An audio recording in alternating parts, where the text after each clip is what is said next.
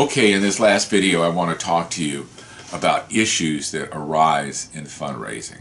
There are numerous issues that come up in fundraising campaigns, and sometimes fundraising campaigns can wind up being divisive if we don't deal with them. One of the issues that comes up early in a fundraising campaign is a question of sales. Let's say that your youth group wants to go on a trip, so they sell popcorn to raise it. How does your church feel about that? Do your congregation, do your leadership believe that that is a biblical way of raising funds? Is it all right? Should the church sell services? Well, the answer is no. You shouldn't sell services. That's called simony, and it was considered from Simon Magus in the book of Acts, and it's considered a sin in the church.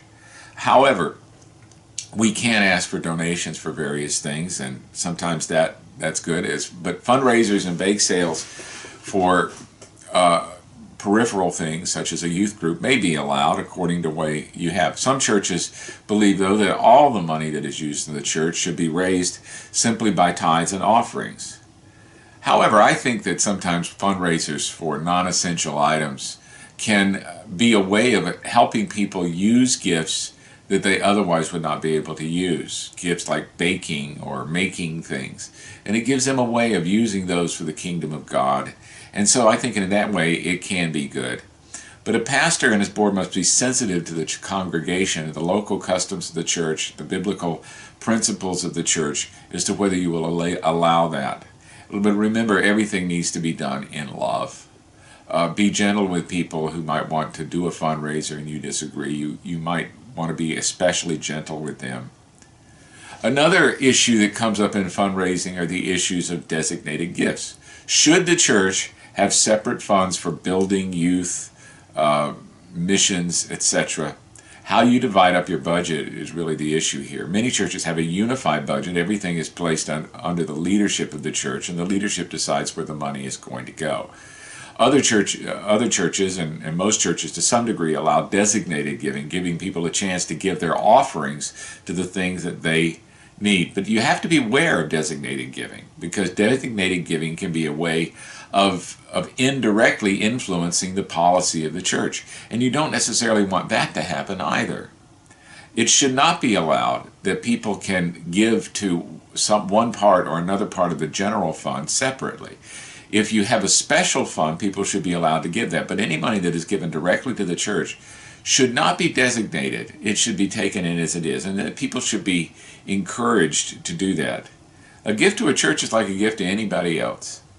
When I give a gift of money to a person, I don't tell them how they're supposed to spend it. I give it, and that means that it's under their free control. When you give to the church, it needs to also be under your free control. So we need to be careful about that. Another financial complaint that people have is when the church receives money for a designated gift and doesn't use it as such. People should be informed if they try to give a designated gift and and you're going to send it into the general fund, that it will be sent into the general fund or some other use. Don't let people think that they're giving a designated gift when in reality they are not. That is dishonest. Let me talk also about some illegitimate fundraising methods that are used in some churches.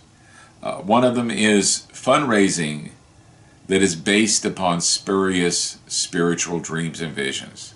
For example, one evangelist who said he saw a 600-foot vision of Jesus telling everybody to give to his work. That clearly is an unbiblical way of trying to raise funds. To use dreams, visions in a deceitful way is clearly out of bounds. Another one is fundraising that promises wealth to the giver. It is true that God blesses people when they give, but don't ever make it automatic. Don't ever make the church like some kind of investment machine where if you put money in, you're going to get money back. Because this is not the biblical way of giving. It encourages worldly thinking about money instead of discouraging it. It makes people focus upon material benefits instead of spiritual benefits, which is where we really need their hearts to be. Fundraising for one thing that is intended for another, bait and switch, is another thing that we must not do in the church. If we're raising money for an orphanage in Africa, the money should go to an orphanage in Africa. It should not go to some other purpose. We never raise money for one thing that is intended for another.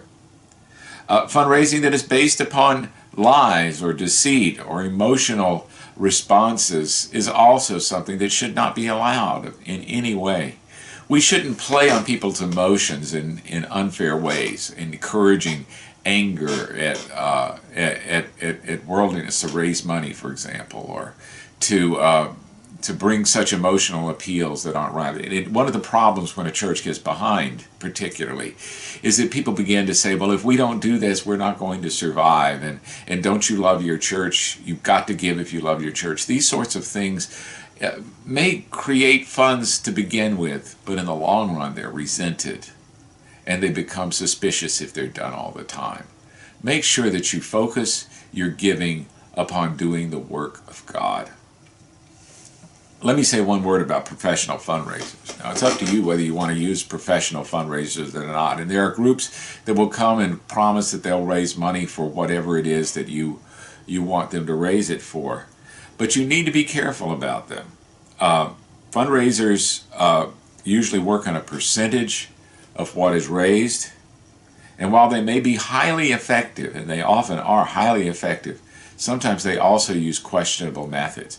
You've got to really check out a group that says they want to be a professional fundraiser for you. Make sure that they're on the level, and make sure that they don't use coercion and pressure to raise funds. One other thing I need to mention to you about giving is so important. Whenever you give, and whenever people give to the church, always, always thank them. Don't appear to be ungrateful, but acknowledge their gift and celebrate their gift. The last part of fundraising is celebration. When the money comes in, make it a celebration, make it a joy, and God will bless that much better. People are cheerful givers, and they need to be kept cheerful as they give, and they need to know that you are a cheerful receiver of their funds. This is an essential part of any fundraising program, to celebrate what has been given.